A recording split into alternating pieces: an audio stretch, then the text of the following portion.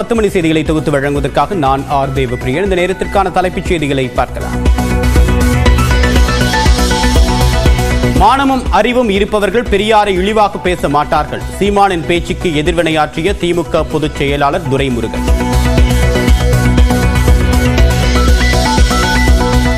இவன்தான் அந்த சாரி என்ற பதாகைகளுடன் பேரவைக்கு வந்த திமுக எம்எல்ஏக்கள். அண்ணாநகர் சிறுமி பாலியல் வன்கொடுமை வழக்கில் உடந்தையாக இருந்த சுதாகரின் புகைப்படத்தை வைத்து பதாகை.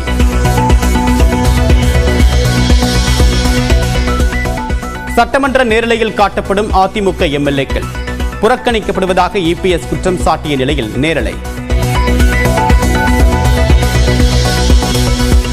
பொங்கலை ஒட்டி கிருஷ்ணகிரி குந்தாரப்பள்ளியில் 10 கோடி ரூபாய்க்கு ஆடுகள் விற்பனை. கடலூர் மாவட்டம் வேப்பூரிலும் களை கட்டிய ஆட்டுச்சந்தை.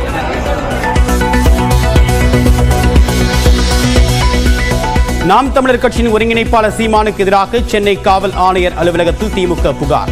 கோவை, கடலூர், தஞ்சாவூர், ஈரோடு உள்ளிட்ட பல இடங்களில் பெரியாரிய இயக்கங்கள் சார்பில் மனு. வடலூர் மற்றும் நெல்லையில் வழக்கு பதிவு. தமிழ்நாட்டில் வைணவ திருத்தலங்களில் அதிகாலையிலேயே களை கட்டிய வைகுண்ட ஏகாதேசி விழா. ஸ்ரீரங்கம், திருவல்லிக்கேணி, காஞ்சிபுரம், சேலம், கோட்டை உள்ளிட்ட இடங்களில் அதிகாலையில் சொர்க்கவாசல் திறப்பு.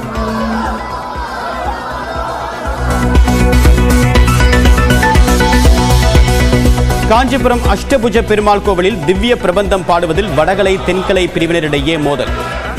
பேச்சுவார்த்தை பலனளிக்காததால் இருதரப்பையும் வெளியேற்றிய காவல்துறையினர்.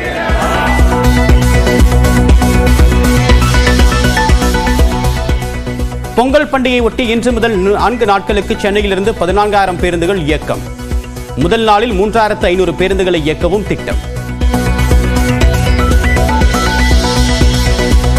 சென்னை எழும்பூரிலிருந்து நெல்லைக்கு நாளை இரவு சிறப்பு ரயில் இயக்கம். நாளை புறப்படும் தாம்பரம் நெல்லை சிறப்பு ரயிலுக்கு முன்பதிவு தொடக்கம்.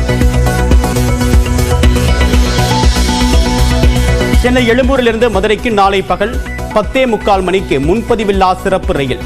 விழுப்புரம், திருச்சி, திண்டுக்கல் வழியாக இயக்கப்படும் என்று அறிவிப்பு. செங்கல்பட்டு மாவட்டம் மாமல்லபுரம் அருகே களை கட்டி வரும் சர்வதேச பலூன் திருவிழா. வெப்பக்காற்று நிரப்பப்பட்ட பலூனில் பறந்து மகிழ்ந்த மக்கள்.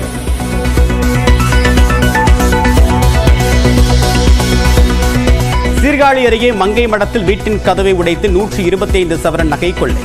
காவல்துறை தீவிர விசாரணை. மயக்கும் குரலால் ரசிகர்களை கட்டி போட்ட பின்னணி பாடகர் ஜெயச்சந்திரன் காலமானார்.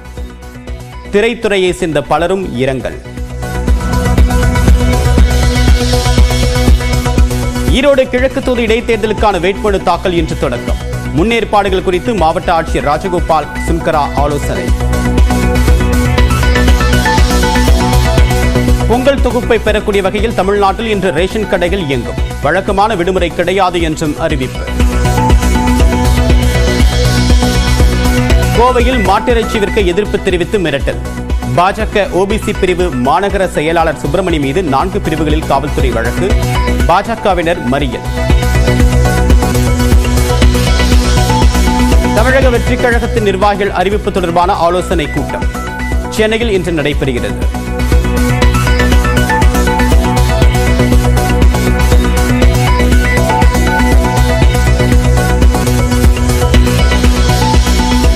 அமெரிக்காவின் லாஸ் ஏஞ்சலிஸ் நகரில் கட்டுக்கடங்காமல் கொழுந்துவிட்டு எரியும் தீ. 1,00,000 பேர் வெளியேற்றம், 5 பேர் பலி. ஹாலிவுட் ஸ்டுடியோக்களும் கருகக்கூடிய அபாயம்.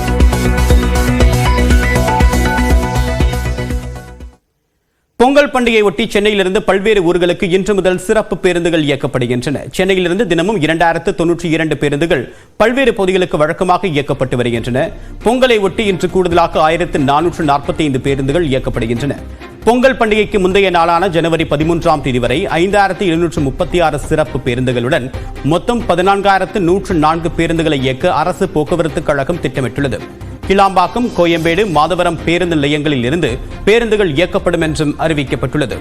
இதேபோல பொங்கல் முடிந்து சென்னைக்கு திரும்புவோருக்காக ஜனவரி 15ஆம் தேதி முதல் ஜனவரி 19ஆம் தேதி வரை சிறப்பு பேருந்துகள் இயக்கப்பட உள்ளன.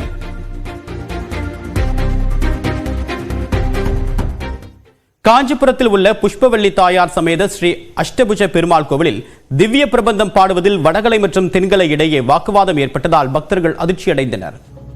அஷ்டபுஜ பெருமாள் கோவிலில் திவ்ய பிரபந்தம் பாடுவதற்காக வடகலை பிரிவினரை நிர்வாகம் அழைத்ததாக கூறப்படுகிறது. ஆனால் கோவில் ஸ்தானிகராக தென்கலை பிரிவினர் இருப்பதால் முதலில் தாங்கள் தான் திவ்ய பிரபந்தம் பாடுவோம் என்று கூறியுள்ளனர். சொர்க்கவாசல் திறப்பிற்கு சற்று நேரத்திற்கு முன்பாக இரு தரப்பினரும் வாக்குவாதத்தில் ஈடுபட்டனர்.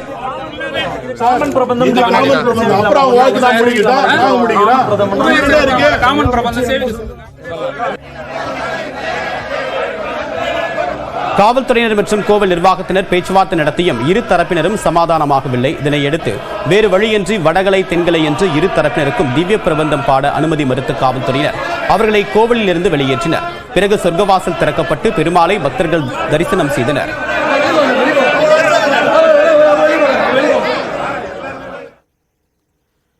மானமும் அறிவும் இருப்பவர்களை பெரியார் பற்றி இழிவாக பேச மாட்டார்கள் என்றும் அறிவிலிகள் தான் அவதூறுகளால் பெரியார் புகழை மறைக்க முடியாது என்றும் துரைமுருகன் கூறியுள்ளார். பெரியார் குறித்து அபாண்டமாக அவதூறு பரப்பி யாருக்கோ ஏஜென்ட்டாக இங்கே சிலர் அரசியல் நடத்தி கொண்டிருப்பதாக சீமானின் பெயரை குறிப்பிடாமல் அவரை திமுக பொதுச் செயலாளர் துரைமுருகன் கடுமையாக விமர்சித்துள்ளார். இதுகுறித்து துரைமுருகன் வெளியிட்டிருக்கும் அறிக்கையில் மனிதகுலத்தின் சமூக விடுதலைக்கான மாபெரும் தலைவர் தந்தை பெரியார் என தெரிவித்துள்ளார்.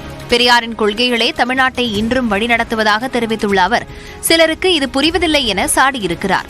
பெரியார் என்ன சொன்னார், எப்போது சொன்னார் என்பது பற்றி தெரியாமல் அவர் சொல்லாதவற்றையும் கூட சொன்னதாக அவதூறு பரப்புகிறார்கள் என துரைமுருகன் தெரிவித்துள்ளார். பெரியார் சொன்னபடி மானமற்ற கூட்டத்துடன் நாம் மல்லுக்கட்ட வேண்டியதில்லை என்றும் மானமும் அறிவும் இருப்பவர்கள் பெரியாரை இழிவாக பேச மாட்டார்கள் எனவும் துரைமுருகன் விமர்சித்துள்ளார். அவதூறுகளால் பெரியாரின் புகழை ஒருபோதும் மறைக்க முடியாது என தெரிவித்துள்ள துரைமுருகன் அவர் மீது அவதூறு பரப்பி விளம்பரம் தேட நினைக்கும் மலிவான அரசியல் பேர்வழிகளை புறக்கணிப்போம் என குறிப்பிட்டுள்ளார். மேலும் எதையாவது செய்து தமிழ்நாட்டின் அமைதியை குலைக்கலாமா என நினைப்பார்களேயானால் சட்டம் தன் கடமையை நிச்சயம் செய்யும் என துரைமுருகன் எச்சரித்துள்ளார். வைகுண்ட ஏகாதசியொட்டி தமிழ்நாடு முழுவதும் பெருமாள் கோவில்களில் சொர்க்கவாசல் திறப்பு நிகழ்ச்சி கோலாகலமாக நடைபெற்றது. பூலோக வைகுண்டம் என்று போற்றப்படக்கூடிய ஸ்ரீரங்கம் ரெங்கநாதர் கோவிலில் மார்கழி மாத வைகுண்ட ஏகாதசி விழாவின் சிகர நிகழ்ச்சியான சொர்க்கவாசல் திறப்பு நிகழ்ச்சி இன்று நடைபெற்றது. அதிகாலை 4:15 மணிக்கு நம்பெருமாள் மூலஸ்தானத்திலிருந்து புறப்பட்டு 5:15 மணிக்கு பரமபத வாசல் எனப்படக்கூடிய சொர்க்க வாசலில் எழுந்தருளினார்.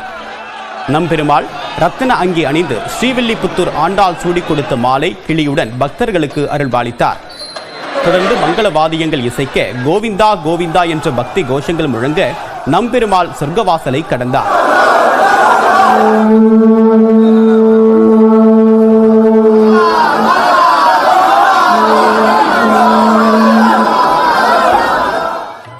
சொர்க்கவாசல் திறப்பு நிகழ்ச்சியில் அமைச்சர் சேகர்பாபு உட்பட லட்சக்கணக்கான பக்தர்கள்